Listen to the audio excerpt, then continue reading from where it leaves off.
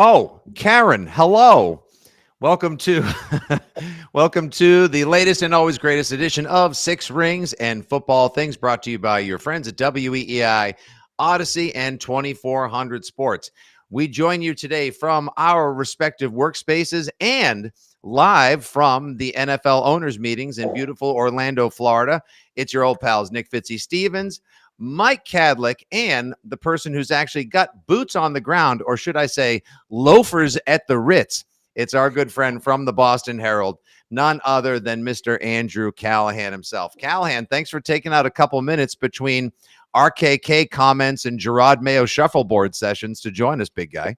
You got it. Yeah, Gerard was just a few feet away. Got to catch up with him for a little bit. And you had me inspecting my footwear. Like, I want to see these are both shoes. They were, I think, TJ Maxx $10 from like 5 years ago. So clearly I belong at the Ritz. But good to have feet on the ground in Orlando where it is warm. And I'll not pain you anymore. I'll leave it at that. Can we get, just before we get into any of the specifics about what Coach Mayo said yesterday, what you heard just moments ago from Robert Kraft speaking with people, at least I'm just very glad that there was not the din of construction going on in the background, a truck backing up, birds chirping behind the owner of the Patriots. It was a nice, clear chat as well. I've seen before even getting on with you today, bud. We've seen an awful lot of you.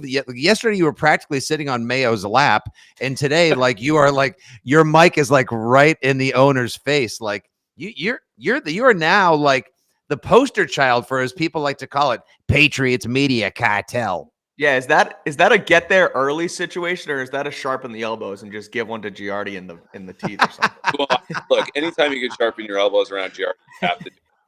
That's just first time you meet him, you know that's how life is going to be with your relationship with Mike Giardi, good friend and pal. But no, it's look, we're all catching up to Mike Grease, right? Like, he tweets the photo an hour before Dry Mayo sits down for his breakfast yesterday. He's tweeting photos 5 hours before when we have home games at Gillette Stadium. So I'm playing catch up to him, but I have also done favorite NBC, working with them sometimes to say, hey, if you need someone to hold the mic, like, let me know. And so Tom Kern was not, there 20 minutes before. I said, I'll just grab a spot. If you need me, let me know. And, just did them a solid, trying to be a good teammate. So it's really, Mike, it's really Andrew's kind of like representative of this whole entire new collaborative approach. Like, we're all we're all just grabbing an oar. We all want the plane to land. We all want the team to be functional, positive, and enjoyable. And so let's get into that. Before we get into the comments, even from coach, owner, and more, what's the general, like, there seem to have been a lot of buzz and vibe checks so far, and none more that sort of shook the boat, if you will, than yesterday when Tom Pelissero, in the middle of an NFL Network sit down, drops the whole, like, JJ McCarthy may be the number 2 selection overall bomb on all of us, which invoked the draft chaos theory 5 weeks out. What are you getting? What sort of sense are you getting on how the Patriots are approaching things from people that you've spoken to down there, Andrew? So they have a small contingent down here. Pretty much the folks that you've seen on camera are the ones that are here. Jonathan is also here. Certain assistants, the in-house media, but that's really about it. They have one of the smaller contingents of any team in the NFL, so it's hard to glean much more. Aside from, again, seeing Gerard here or other people around last night, getting into those conversations. I will say this though, his comment about 5 quarterbacks I could see as solid starters, right, was a big takeaway. I'm not saying that's not true. That just surprised me in conversations I'd had with people back at the Combine, where they're all on board with Drake May and Jane Daniels and Caleb Williams, which is even a stretch, right? It's not often you feel the same or good enough about all the quarterbacks at the top of the draft, let alone those ones backsliding. So it might be smoke. It might be just trying to induce a Godfather offer. But I think whether it was a Pelissero report or the talk that we heard from Mayo or anything else going on at the owners' meetings, let's remember, this is silly season. It's not a grain of salt that we're taking with this. It's a much larger quantity, and I think that's the right approach here, especially as we get closer and closer to the draft. So I'm curious off that then, because me and Andy Hart talked about this yesterday about it's obviously a clear change on how they're working with media relations and really telling the truth and being open and honest. And I know you wrote about it yesterday and I loved the OJ comparison. Like, I thought it was great, and it's it talks about, or you talk about the changing of the guard almost and how things are indifferent. And I'm just wondering your thoughts on are they talking too much? Like, are they telling the truth? Is this all, and not that they're talking too much, because, we all sat here during the Belichick administration and said, well, you're not giving enough. You're not giving enough. And now it's almost like we're flipping on it. So I'm just like kind of curious on your thoughts on that whole situation with, what they're saying, what they're not saying, what Robert said today, and things like that. Sure. So what I would say is just be mindful of our part in this equation, right? Like communication is sending and receiving messages. The way that we're receiving these messages is so jarring and shocking because it's so different. We're trying to get adjusted here as much as they are finding their footing when it comes to public messaging, setting expectations, freaking finding a quarterback. So if we're mindful of like, this is still so different, we're getting accustomed to, let's just say detox. It's a harsh term, but it gets the point across. Detox, 24 years of Bill. Here comes in 2 months of Mayo. We're not going to be used to that just yet. So I would just say for people who are like, it's too much. Oh my God, he's not doing the right thing.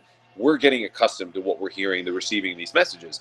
As far as the sending part of that, I think it's good that they're more open. I think it's good that they're frank, that they'll answer direct questions in a way that Bill never did, and famously not at the owners' meetings with the OJ SIP. That being said, there are going to be missteps, and Gerard said it himself. He doesn't know if he's going to be a great coach. It's going to take a little bit of time. And so I would just preach, as he did yesterday, patience. But when we're getting more information and it's just generally a bit more affable, it doesn't mean they're always going to tell us the truth. Their job is to lie to the media sometimes. But otherwise, I think it's been a very positive change, and we're still going to get used to it. Yeah, Brady famously said a while ago when he was on LeBron's The Shop on HBO that 90% of what he said was a lie as well. And so smokescreen season is part of the business as well. I'll just say, and I know you and Andy chopped this up a little bit yesterday, Mike, and Keefe and I did last night on EEI, and I'm sure you've probably had a number of conversations with Giardi and Reese and Doug Kyde et al. Down there, Andrew, in between the $30 Caparenas and whatever else you guys are sipping at the Ritz and your $25 Eggs Benny's. And my $10 TJ Maxx shoes. Just want to. I got to say, like, personally, as somebody who both is a part of the media from whatever distance, as well as someone who still clings desperately to his fandom, I love the transparency. I love the not jovial, I'll say, but sort of like affable nature to things. And I thought there was a gentlemanly composure to Gerard Mayo yesterday that we had not heard in some, last year, Bill's famous last NFL owners meetings is him being dour and glum and wearing Robert Kraft's Stop Jewish Hate pin down on his belly. And it just sort of was like a harbinger of the season and times to come. Whereas now Gerard Mayo is doing a good job of not, I was most impressed when he didn't throw Matt Patricia and Joe Judge under the bus, but talked about in the de-evolution of Mac Jones, how important it is to surround your players with good coaches that work in tandem in growing the system and growing the player and maturing the team. Like, it was very refreshing, and it set the right tone. Now, they still may go well under the 4.5 win total that Vegas set for them and released yesterday. That could just be a talent issue, but I like what he's trying to do. The guy hasn't even run a freaking practice yet. So we do have to show a little patience, Callahan.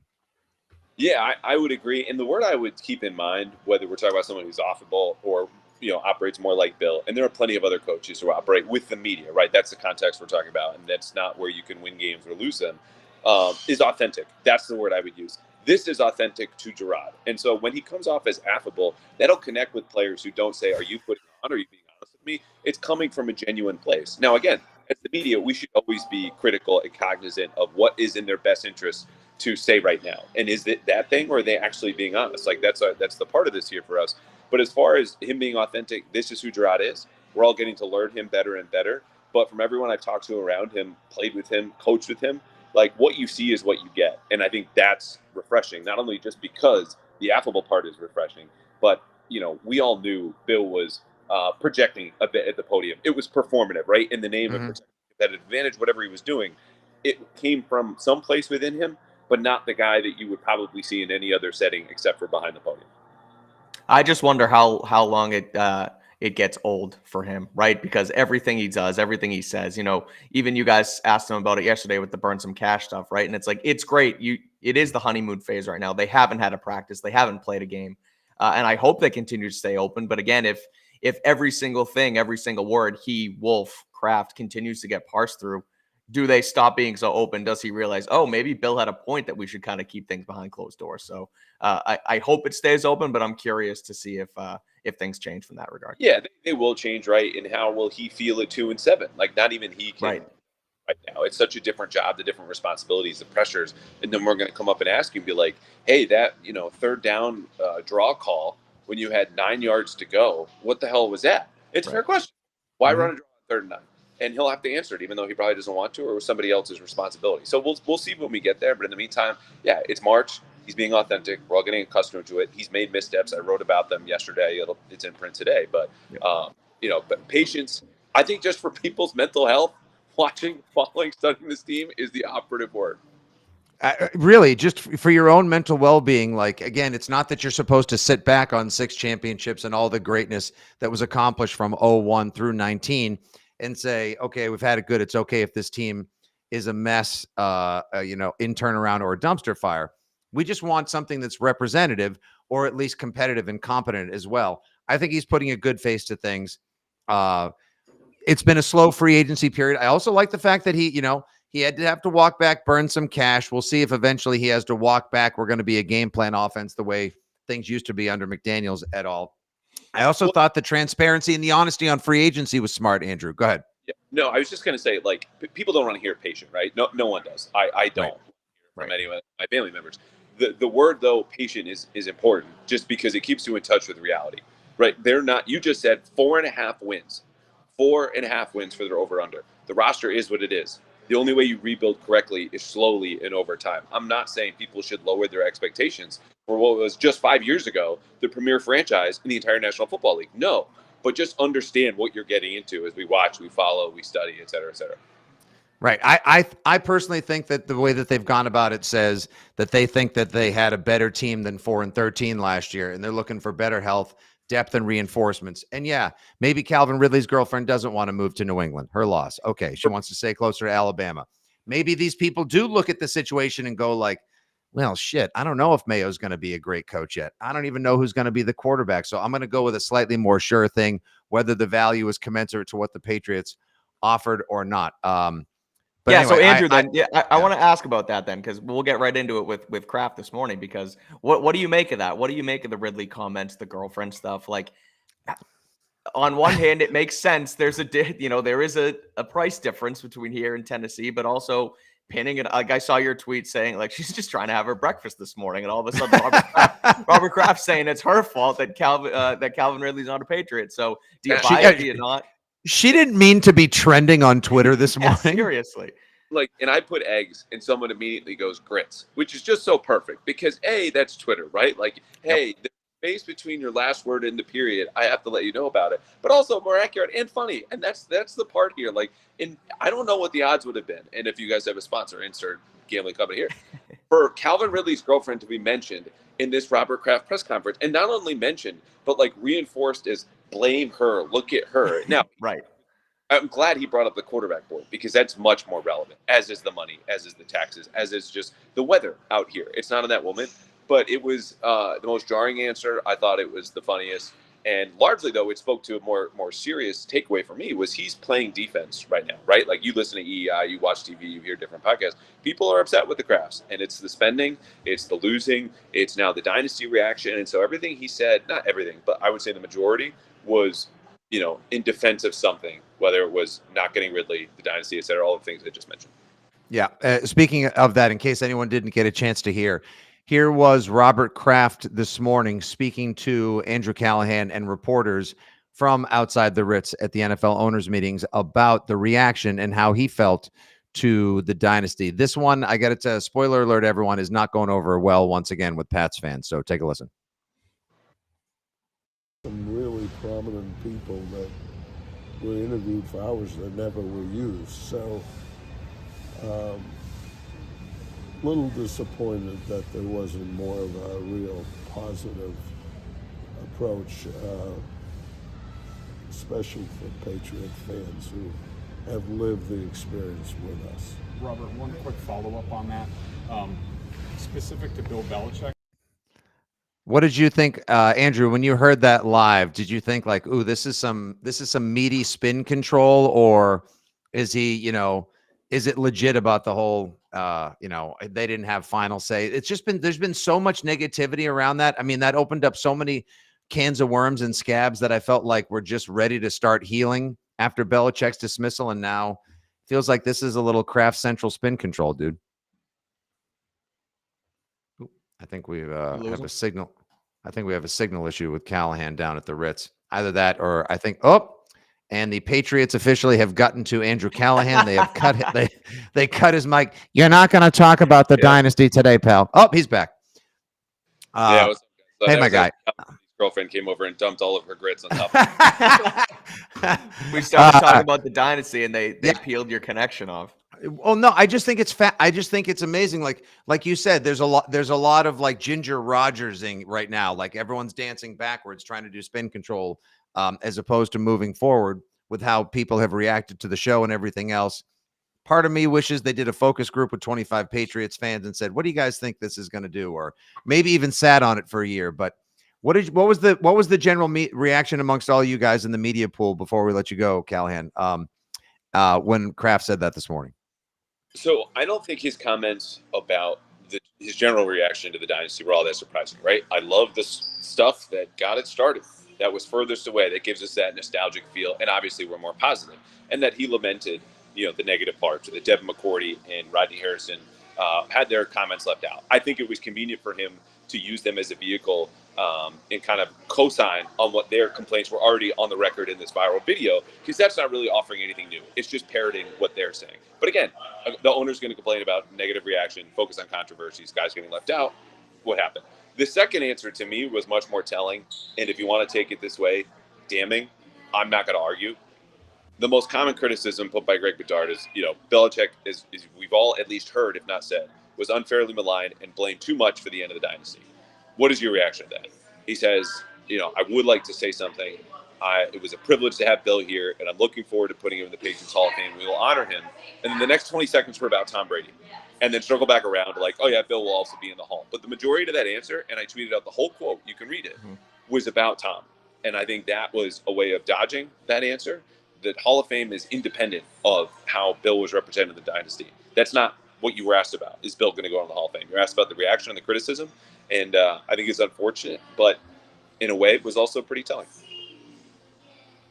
Yeah, and I agree that, you look at, and everyone pulls up the screenshot of the Kraft Dynasty LLC, and I don't really know what it means. And people, Hamachek, the director, had said that it was, protecting the rights to photos and videos and all that stuff. And you wonder about final say and things like that, right? But I can only, talking about the first answer, right? You can only, I guess, believe him until you're proven wrong. And so I don't really think that, I guess what I'm trying to say is I believe that he, they didn't write off on this thing, and him saying that, things were portrayed differently or not correct, or not correctly, but painting them in a bad light.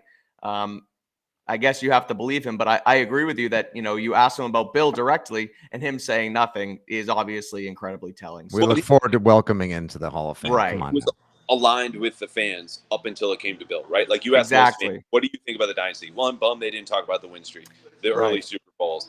Devin and Rodney got screwed. Cosign. Fans also go, yeah, Bill probably got somewhere between a little bit to a lot of it, too much criticism at the end. And that's where he stopped. He split from the fans there. And again, that's what I think is telling. Yeah. Right. Last one here. The quarterback, obviously the number 3 draft pick, that is the biggest topic in all of Boston sports, although the quarterback that is to take over for the Patriots also didn't blow a 30-point lead to the Atlanta Hawks last night. Woo, boys, what happened?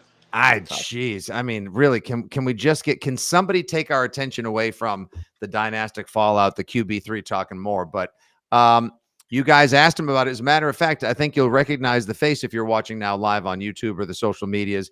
This is actually our own Andrew Callahan posing the question to Robert Kraft about what the plan may be at quarterback coming up in the draft.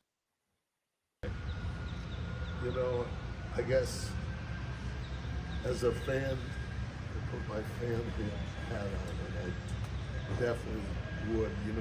In the end, you can't win in this league consistently unless you have a first-rate quarterback and a first-rate coach.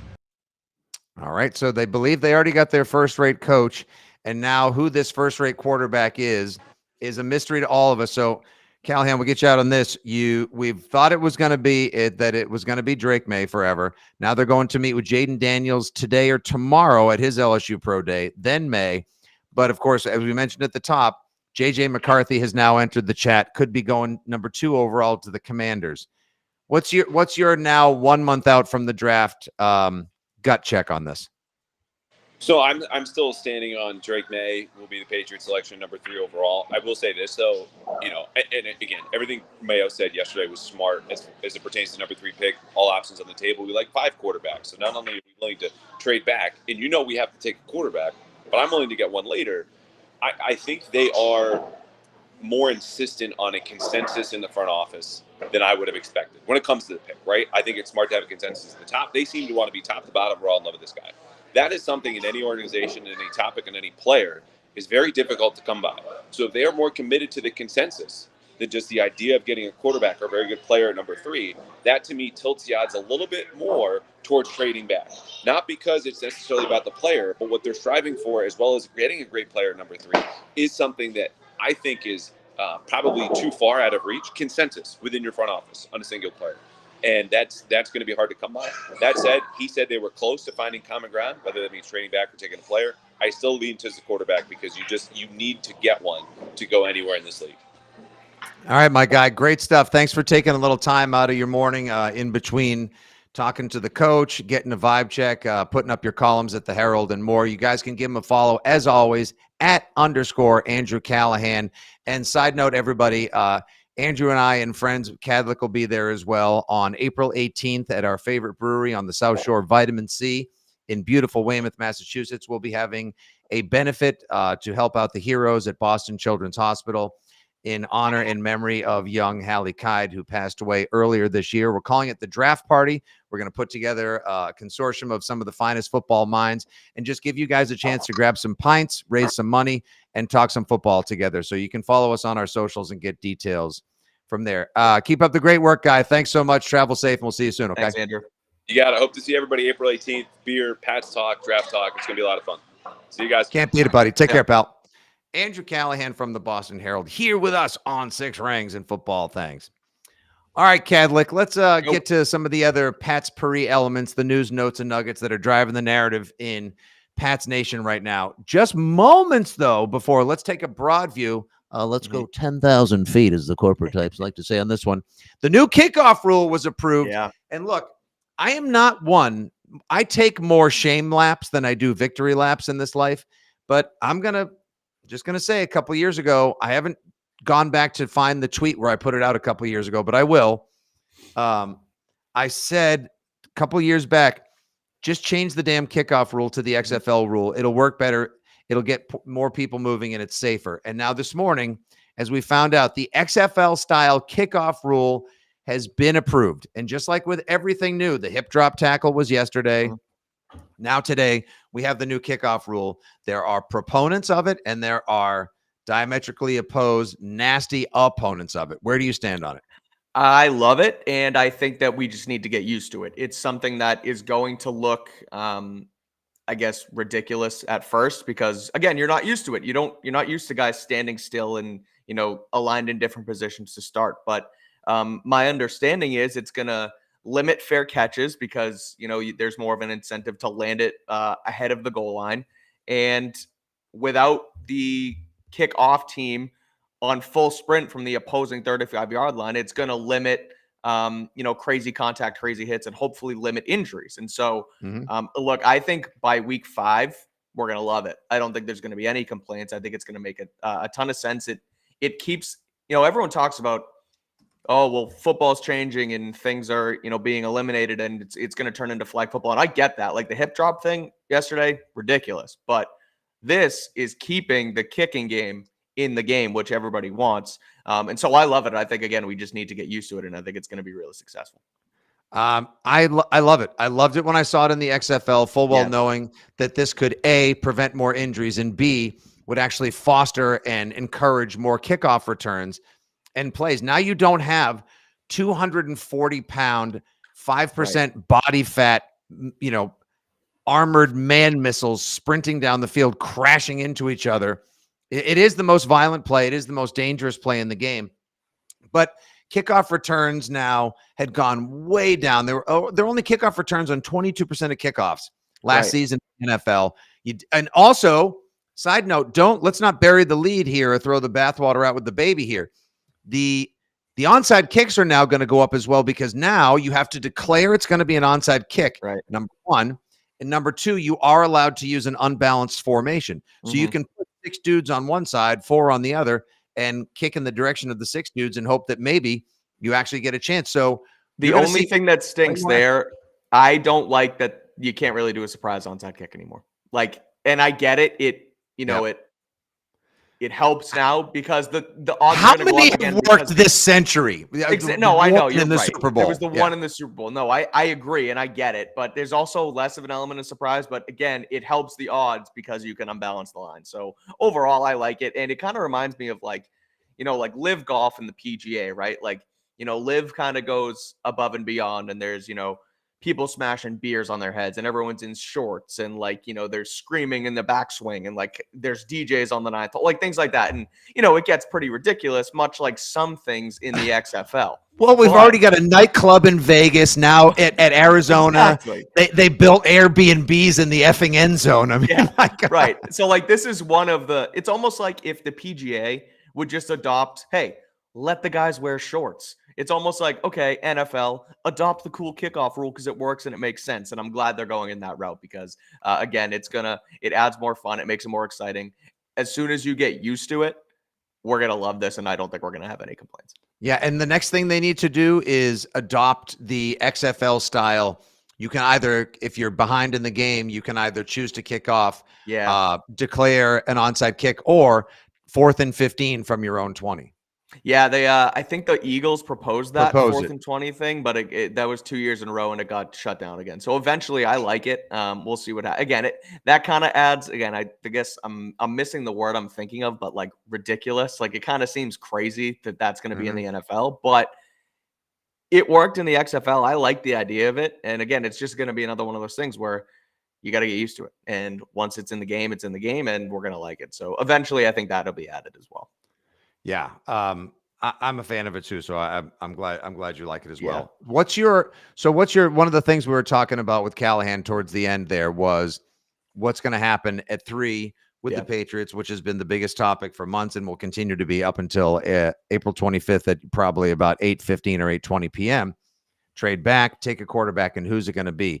Do you buy into the idea that Adam Peters, Dan Quinn, and the new brain trust with the Washington Commanders are that high up on the now most touted quarterback, the most buzzed about quarterback, Jim Harbaugh's forgotten son, J.J. McCarthy?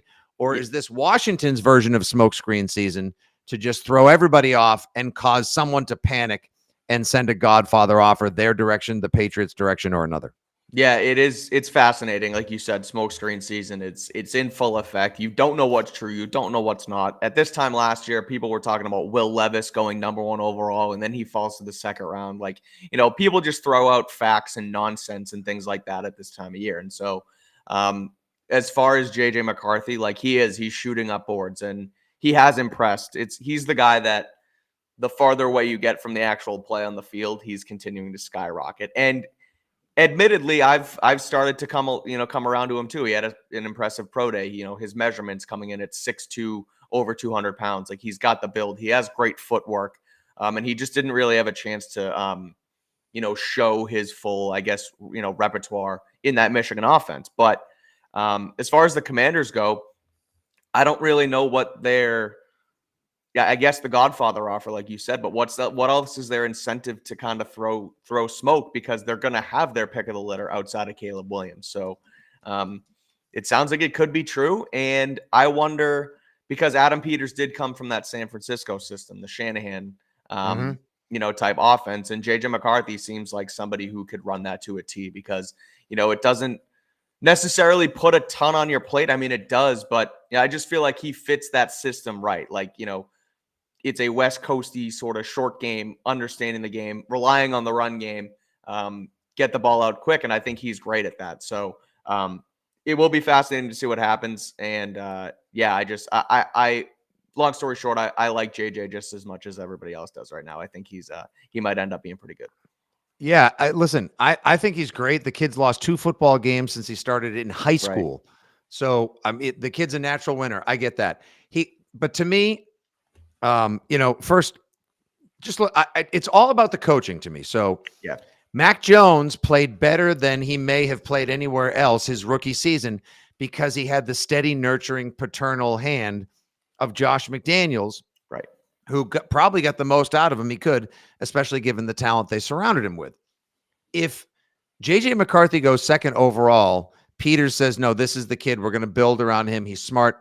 We watch the tape, go to YouTube. He's hyper athletic. People are gushing about his mechanics, his footwork.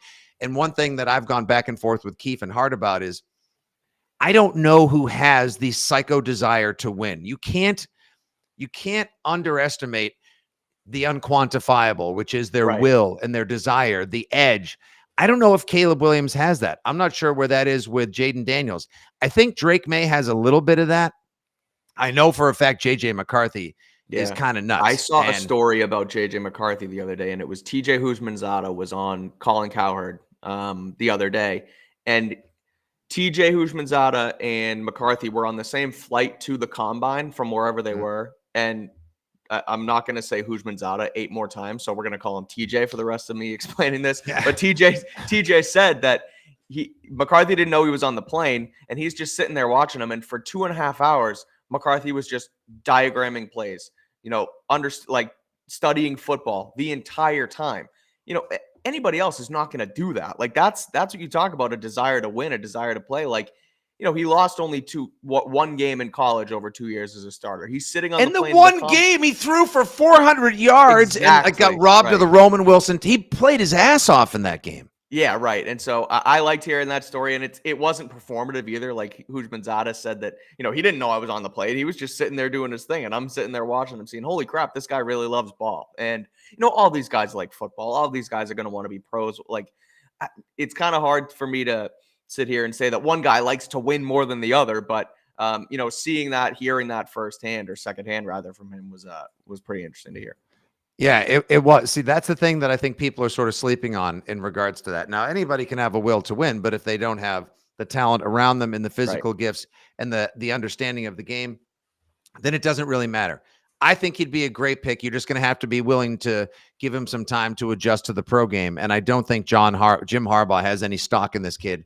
And no, Pats fans, they're not going to trade Justin Herbert to us for the right to try to draft him 3rd overall. Wouldn't that be fascinating, though? Because, again, he has touted the crap out of J.J. McCarthy, and they have the 5th overall pick. If he's loves sitting him there, more than anyone has ever loved another player not on their team in history. Like, I wonder what he says to their front office in the draft room, the war room, when J.J. McCarthy's sitting there at 5, and it's like, let's just do it. I want to work with this kid. I don't want to work with Justin Herbert. Yeah, like, we already had to get out from underneath Mike Williams. We get out from underneath Keenan Allen. Herbert's 52.5, but they can't.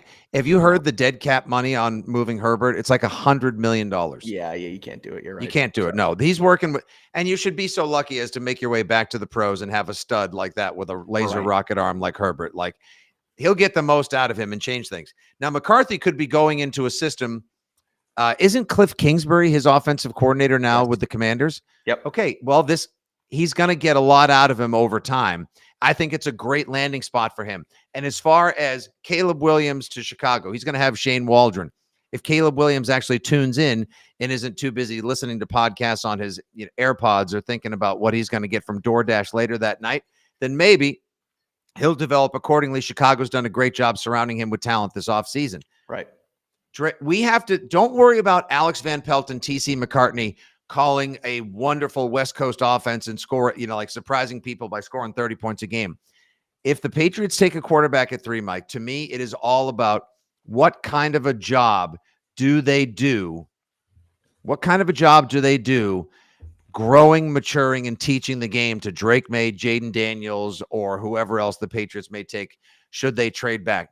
It's all about who was a part of that coaching infrastructure as much as it is like, oh, did you see that throw he made, in shorts and shells, 73 yards on a tether, 100%. Like these guys, all of these guys have talent. It's about honing it in, finding it, and developing them into a player. And obviously there's different examples of like guys who are just busts and just, things change and they don't have the desire. And you hear the Jamarcus Russell stories about how they handed him a blank CD and he just didn't watch the film and lied about it. Or Johnny Manziel in his documentary giving I watched zero film. Like there's guys like that. But for the most part, all of these guys have talent. And you're right, Fitzy. It's more so what you put around them. Is there consistency? Like again with Mac, Josh McDaniels was there for the season and then he's gone and then you screw him over with, Patricia and Judge, and then at that point he's on 3 offensive coordinators in 3 seasons, and it turns into a disaster. So you mentioned the Patriots specifically, like, yeah, there's Cliff Kingsbury, and yes, there's Shane Waldron for the first 2 picks, but the Patriots are going to have Alex Van Pelt, and Van Pelt was sort of an under the radar name, and we've done this and we've rehashed this over the last month and a half since they hired him, but he's a guy who I don't think is going to necessarily shoot off for a head coaching job in 2 seasons. Like he's in his 50s. He hasn't really been, desired in that position. He's at an offensive coordinator. Why isn't he just going to be here and stick around for the next 5-6 seasons with the quarterback you draft and develop alongside of him? And as long as the system and again, TC McCartney too has worked with quarterbacks. So like you have a quote unquote quarterback guru, a quarterback shop here with McCartney and Van Pelt. And if it's successful, these guys can stick around for the long-ish haul and hopefully develop this guy into the franchise quarterback he can be. So, yeah, you're right. It is all about, what you put around them. And I think the Patriots have, at least a decent support system to get this thing rolling. Yeah, see, that's the thing. You can have all the talent in the world, but if you don't have the will to win and you don't have the proper infrastructure with a game plan for how they can mature you into a successful NFL quarterback, into a system that plays into your strengths with the talent around you, then you're screwed blue and tattooed. Before we wrap up, Mike, just want to see for the people that are watching live on Facebook, YouTube, and our respective socials as well, who do you want most at quarterback and why? Who is your, you can have anyone right now, Mike. Who is your ultimate number one? I'm going to go Drake May. I'm going to stick with Drake May. And I think we talked about Patriot. Yeah, when I love you, Giardi and Andy. Drake and Bake. Oh, there's so many different nicknames for him. I mean, he's definitely the clubhouse leader in terms of like marketability, nicknames, merchandise, and more. But and I feel like the talk of the town now is that he's just going to end up as a Patriot, and so naturally Washington is going to take him, and then we're going to be stuck, quote unquote, stuck with Jaden Daniels after everybody loved him 2 months ago. And so no, but I'm going to go with Drake May. I think he fits what they want to do. I think he fits with what Van Pelt, the type of offense he's going to run, more so than even like a Caleb Williams. And so I know Caleb's going to go to Chicago, and so he's kind of out of the picture anyway. But I'm sticking to my guns, and I'm going to say that Drake May should be the guy here. I was all about Jaden Daniels until I pumped the brakes and took a second to reconsider the Mac Jones factor. Mac Jones, went to different SEC schools. Yes, Mac Jones had an insanely good running back, a great system, and 2 world-class wide receivers who were both first-round talent. Guess what? Jaden Daniels had a system tailored to his strengths, 3 and 4 wide all the time, never under center. He's hyper-athletic, but he also has 2 first-round wide receivers in his arsenal as well. His senior season when he put up insane numbers, 50 overall touchdowns, and won the Heisman Trophy. So I have a little hesitation about him as well. I still like Mike Penix more than other people do. That's not going to happen. I wouldn't kick JJ McCarthy out of bed for eating crackers either. If the Patriots say we think he is the most upside, that to me is a clear signal that Jacoby Brissett will be starting the entire year because you don't want to bust this kid. You want to give him time. He's only started 25 games in college. That's a big difference as well. Hey, I'm coming around on Drake May. Why are there so many Drake May detractors? I don't think it's paralysis by analysis season. That's what I think it is. I think it is 100%. Merrill Hodge is right more than he's wrong about these quarterbacks. There are people that say he works one of Alex Van Pelt's biggest tasks is going to be trying to coach this kid out of thinking he can use his arm and his physical skills to make it coach him out of Josh Allen syndrome and let him try to develop appropriately the same way that they did in Buffalo. Right. You know, like if But that's the Brian, thing what's with his name? Yeah, Brian Daboll. Thank you. If Dayball, if they can do a Dayball, if Alex Van Pelt can pull a Dayball with him, then we may just stumble into the next great quarterback in Pat's Nation. If they let him hang it high and let it fly, he may bust out before he's ready. Well, that's the thing. There's Drake made detractors, and everyone's like, "Oh, well, he might end up like Josh Allen." Like, what are we talking about here? Josh Allen's a top 3 quarterback in football, and he makes mistakes, and sometimes he throws the football backwards, and sometimes he jumps and release. Like, I don't know. You got to be a playmaker. You got to try and make plays in this league, and they hone that down. They I guess backed him off of that mistake proneness, I guess, if you will, that Josh Allen had early in his career. And now look what he's turned into. So if that's going to be the knock on Drake May, that he might be like Josh Allen, bring him in here, fix him. Maybe he's a little less polished than some of the other guys. But if you have a guy like Van Pelt who can hone it in, I'm down for it. Limit the mistakes and cook with gas there. So I think it's paralysis by analysis. I really do. I think you get into, the draft should be in March. Like, sometimes you just overlook these guys and it gets too in detail. And when Drake May was the guy, at some point you just have to start to look for things that knock him down, where Jaden Daniels on the reverse or JJ McCarthy on the reverse. Everyone had questions. So now you're looking for all the positives, and they kind of take this, dual axis approach or whatever. See, yeah, precisely. So good question to end on here. We're getting all sorts of feedback on May from people watching live on socials now here on Six Rings. But question from Jeff Stenberg watching live on YouTube: is the Drake May hate somewhat based on Sam Howell? Same school, same coach, same system, and Howell has underperformed as a pro. I saw enough last year in Sam Howell in Washington. I know he was benched for the final 3 games. Brissett looked pretty good, and now here he is as QB1 for the Patriots. I feel like I saw enough in Sam Howell that if somebody sits his ass down for a year, preaches patience, and teaches him the pro game just a little more, not to just rely on those physical skills, thinking he can run or gunsling his way out of problems, he might be okay. Yes, he did have Eric Bieniemy last year in Washington, but he also had the worst offensive line in the NFL, and they had a lousy defense. And so he just made a lot of bad business decisions last year. He played like it was house money and not a second-year quarterback. That's exactly what May could get into as well if they're not careful with him. It's Trubisky fatigue, Trubisky fear for me. There you go. Good call. I just can't stand. Yeah, I saw that too. I don't know. I have a hard time buying into the school. The school develops busts. Like, all these guys are different. They're all different people. Different things make them tick. They all have different skill sets. Like, you look at Ohio State quarterbacks, and everyone said Ohio State quarterbacks have always stunk. That Justin Fields and Dwayne Haskins and JT Barrett and Braxton, like all these guys, they were great in college, but they don't develop. But then you look at CJ Stroud this year, it's like, oh, that guy's pretty damn good. And even at the University of Oregon, like Joey Harrington was a bust and Marcus Mariota didn't patent out. But, Justin Herbert, that guy's pretty damn good. Like, I don't know. I don't fully buy into that. I think that these guys are their own people. I don't care that he went to UNC. I don't care that Mitch Trubisky was a bust. I just think if you have a really good football player, you can turn him into something. So Gonzo Duke points out, when I said that Daniels had 2 stud wide receivers, so did Mac. Gonzo Duke said so did Joe Burrow. Yeah, but you could tell Joe Burrow, they call him Joey Burr for a reason. He goes ice cold. He's a killer. He's a psycho. He's got that, like, oh man, I don't want to be in a shootout with this guy mentality. Right. And these are all the unquantifiables we will continue to monitor, discuss, and think about.